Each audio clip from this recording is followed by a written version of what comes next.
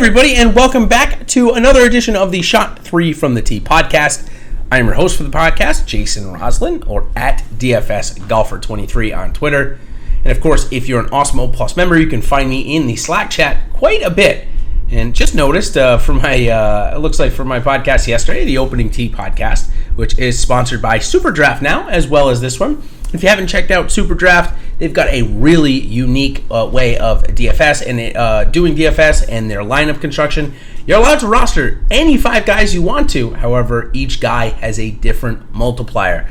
So this week, as I will get into as we move on in the week, how I did my lineup construction last week, I was able to come in second place in the contest, even though I had 3 guys that missed the cut using that multiplier effect. So thanks to Super Draft for sponsoring that. And of course, if you're looking for a little bit more information, go to the Opening Tee podcast. That should already be live. And in this podcast, the Shot 3 from the Tee, what I do is I review my salary guesses from yesterday's episode. Then I go into the sponsors exemptions, major medical extensions, the field changes, Monday qualifiers, do a little opening odds and salary discussion. And then I bring in Matt Jones, or at Matt Jones TFR, on Twitter. You can find him for some statistical talk. Some really good information that we provide there. Matt's got a great screener, so be sure to check that out. All right, so let's dive into some of the salaries. First, we'll review what I guessed. I had Rory up at the top, above 11.5. I had JT next at 11.3, Rahm at a flat 11, DJ coming in next at 10.9, then Tiger at 10.6, and Brooks following it off in the low 10s. So DraftKings decided to only go with 5 above 10K this week.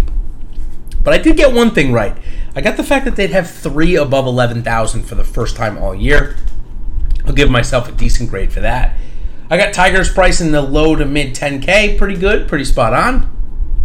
However, I got DJ and Brooks pretty much totally wrong, and I flipped JT and Rahm. So we'll give myself a B. I think that's what I got last week as well.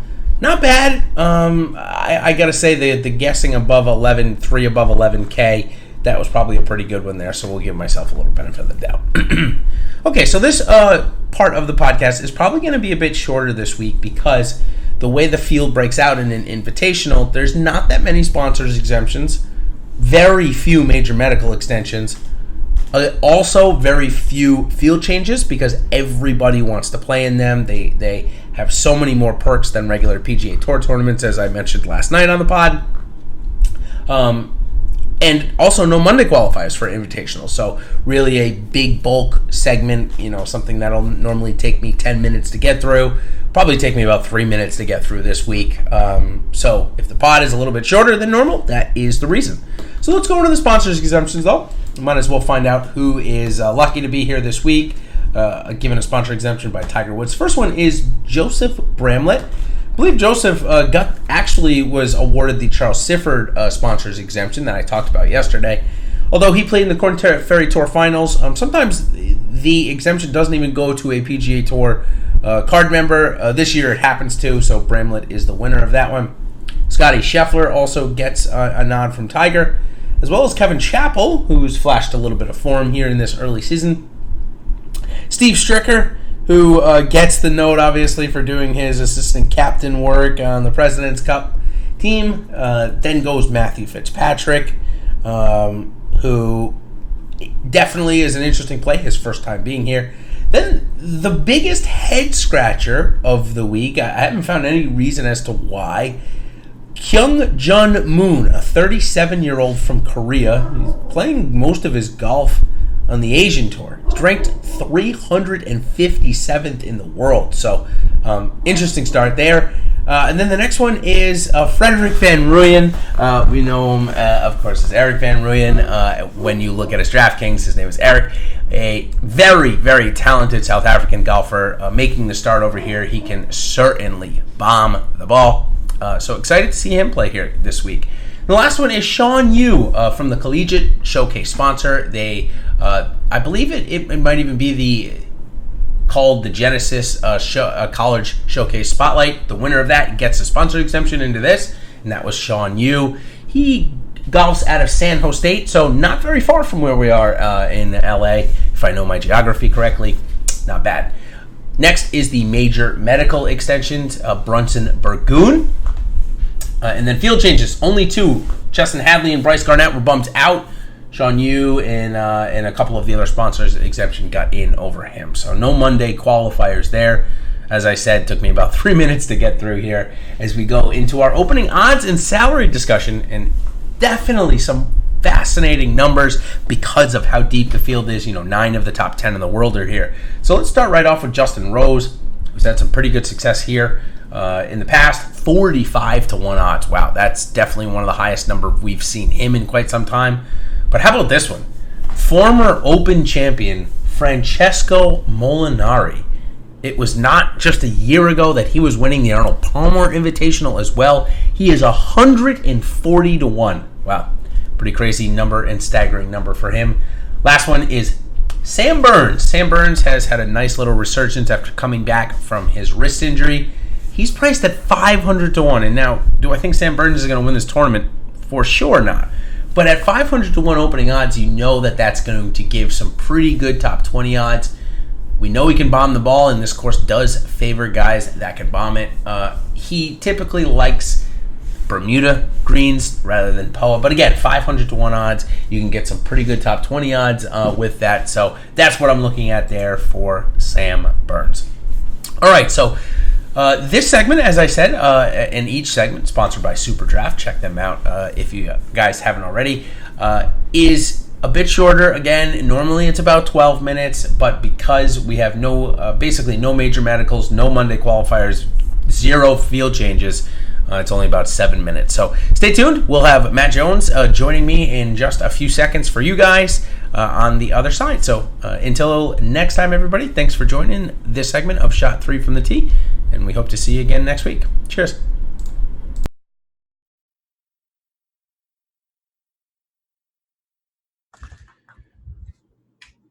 All right, welcome back, everybody, to the Shot 3 from the Tee podcast. I am joined by Matt Jones at Matt Jones TFR on Twitter. We had a little hiatus here. 1 week it was my fault. I just totally forgot about something, and that just sounds like me. And then you were moving the last week, so finally I'm glad to get you back. And what a tournament to get you back at, huh? Yeah, man. I mean, my triumphant return could not come at a better time. This field is just amazing. I'm like, the contests are big, like the field's great. I'm definitely excited for this weekend. Yeah, it's really interesting. Obviously, just a switch from the regular PGA Tour tournament to an invitational. It comes with, as I talked about yesterday on the pod, it comes with a 3-year exemption, much more money. But I can't believe how many stars are coming out to play this week. Sure, it's a popular destination, but 9 of the top 10 in the world are here. Only Webb Simpson is not. I mean, we don't get that barely ever. Maybe the majors and the players, and that's it. Yeah, no, this is always a good field, but this is like you said, it's approaching like major status at the top with all the guys that we get to pick from this week. So I think that the lesser known guys are going to make or break the slate to a certain extent. So hopefully we'll uncover some gems here. Yeah, definitely. And this golf course, the Riv or Riviera, it's such a great old style course. It provides some shot making ability, reminiscent of just how golf was played in the way back. But still, 7,300 yards, and it's a par 71. So it's not really short, nor is it really long. We've seen a bunch of the bombers really do well here, but that's mainly because they can reach those par 5s. Of course, the first hole is the easiest hole on the PGA Tour, but the other 2 ones are relatively long. However, we get a lot of mid-irons. I mean, a ton. We saw J.B. Holmes really flourish between the 150 and 200 category last year. Granted, he was ridiculous putting. But seemed to be those were really important when I looked at the averages of number of times hit. Did you see the same thing? Yeah, I definitely saw that in the historical data, but also in the simulator that I have for the expected birdie stuff that I've been doing. It's there's definitely a noticeable bump in this range where there's kind of a little bit less at 200 plus, and definitely it's definitely noticeable. So we should be able to pick out some good guys here.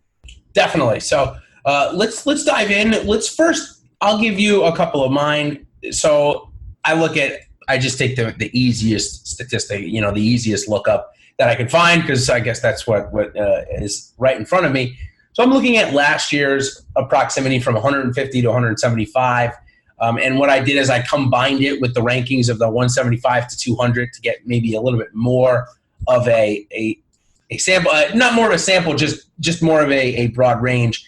So, of course, McIlroy's number one. I think that's probably no surprise. But a couple of guys, Patrick Cantlay was number two. I guess that's not really a surprise. But one guy that was up there, Danny Willett, was up there for me. He's coming in this week relatively cheap. He's priced actually, I don't see that right in front of me right now. I think he's in the mid sixes. I'll get that price. 7,100. Yeah. 7,100. Yeah. Okay. Yep. And then the last one that I wanted to bring up that I saw, and he's got pretty good course history here as well, is Joaquin Niemann. Two very good starts here in not very. Of course, he's only played here twice. So, what say you about Niemann and Willett? And who else you got for me from this first 25 yards at least? Just combined, Niemann popped for both of these. He got a 96 out of 100 for the expected birdies score this week, so definitely way up there, especially for a guy at 7,300. I think you could feel pretty comfortable about him. And he's kind of been a little shaky at times, but he seems like a guy who doesn't really ever string together like a bunch of mediocre performances in a row. So looked like he straightened out some things at the Farmers, and hopefully he's back. Willett, I didn't really like come across my mind yet, but looking at it now, he does have an 83 for the expected birdies or better, which is sort of like a course fit metric. So definitely interesting. There's a lot of guys in the 7K range that are kind of interesting this week. Yeah, definitely agree. And you're going to need them with as much firepower as there's going to be. You're going to want to get at least, a Rory, a Rahm, a JT, a DJ in your lineup. And with that, you're going to need at least one or two of these guys. Okay, so we got the overall with Niemann. Danny Willett maybe pops up a little bit. Really small sample size, but I thought I'd bring it up with you for this year.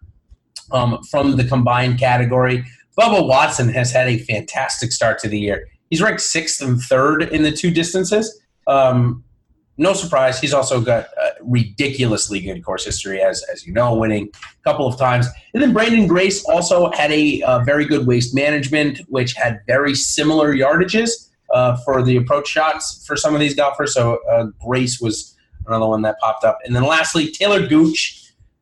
Maybe, hopefully, you can tell me he popped up as well, because I like when both of these guys, these lower guys, we can both kind of find a reason to play them.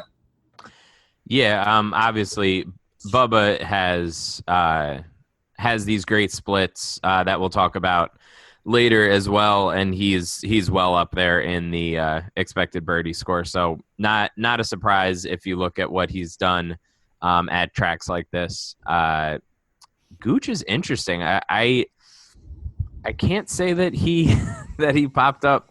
He has a 77 out of 100 for the birdies or better, so pretty solid. And 6,300, you could do a heck of a lot worse than Taylor Gooch at a price like that. Yeah. Also, I noticed last year the 175 to 200, he in proximity to the hole, he was ranked 9th on tour. So a couple of different, avenues that he kind of showed up on my screen.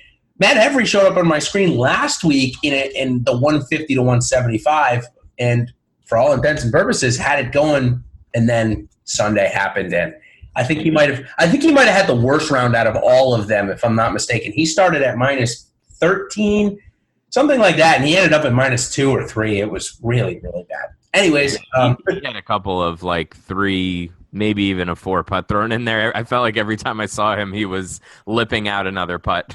Yeah, when the wind started blowing, he just had absolutely no chance. So, All right, let's move on to our next set. A par 71, which is definitely a little different. Only 3 par 5s. 7,300 yards roughly. So I asked you to look at par 71s over 7,200 yards. And what'd you come up with? Yeah, Bubba was there. He is about 1.5 times as many strokes gained tee to green on courses like this compared to his usual. And he's you can say what you want about the history and the fit, but he's also playing really well right now. Ridiculous. He's top 6 in each of the last 2 starts. Yep. So definitely, no matter what you want to look at, I think Bubba Watson is going to be super, super chalk this week at 9,600. Going down slightly, Tony Finau also pops in courses over 7,200 yards, about the same splits. He hits more greens in regulation on courses like this, and again is about 1.5 times as many strokes gained tee to green. A little bit of a cheaper guy, and this is like my sanity check. I'm hoping that you can either agree with me or tell me that I'm crazy. Ryan Palmer at 7,400 has the second best expected birdies score. Obviously, he was playing pretty well, and then the last couple of events that we saw him, the putter just completely left him. But I don't know. Do you have any strong feelings about Palmer? Well, I'll ask you, does the 9th hole or the 18th hole have any water on it? If the answer is yes to that, which in 2 weeks at the Honda is where this exact conversation really came about.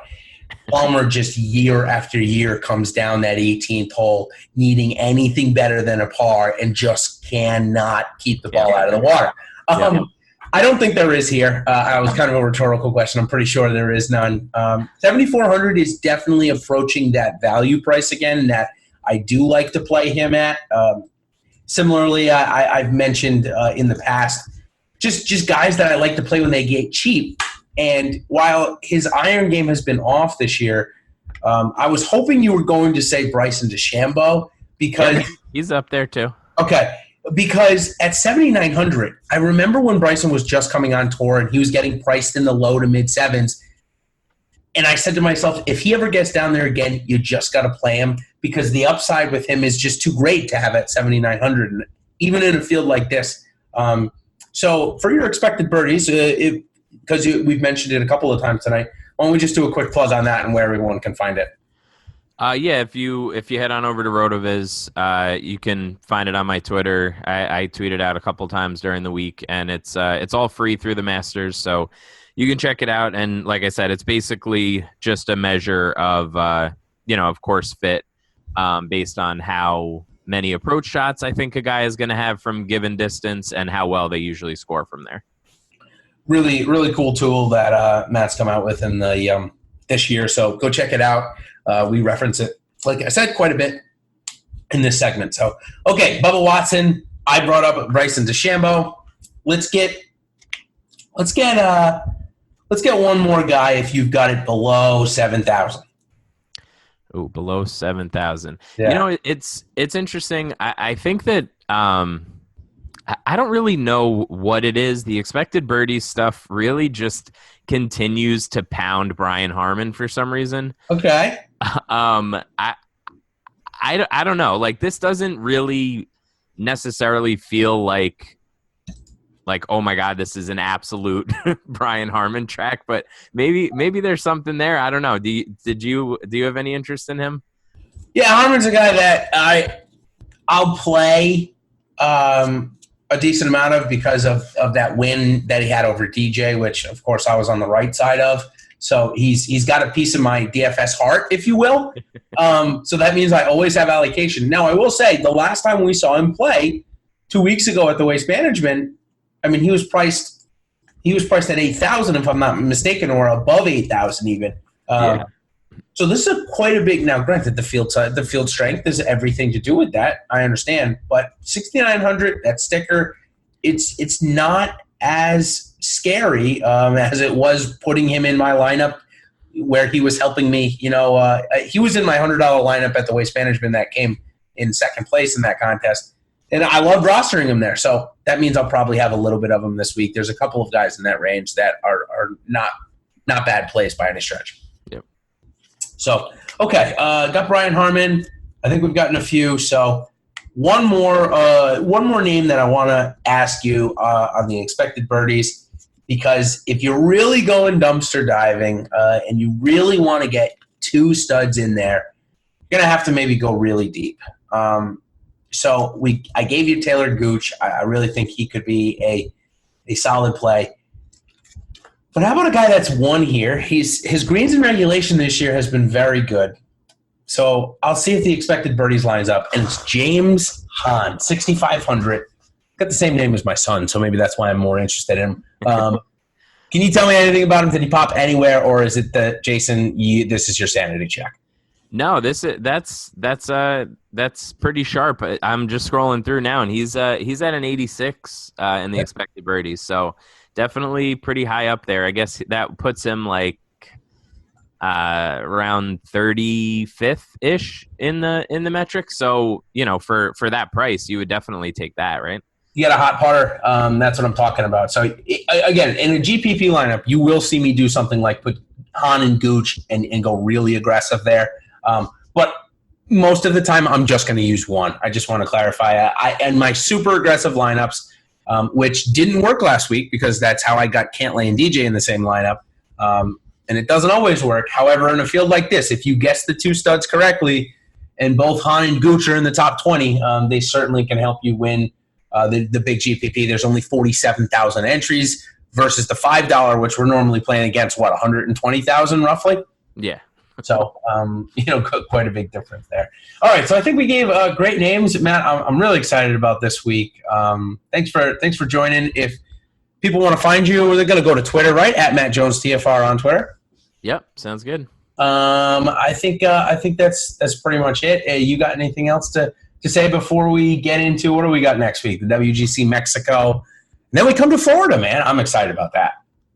Yeah, that'll be good. It's really like the whole season is picking up steam now. Like this is definitely once the Super Bowl's over, this is like the time where the contests get bigger. People start, putting more eyes on it. So it's going to be a fun couple of months coming up.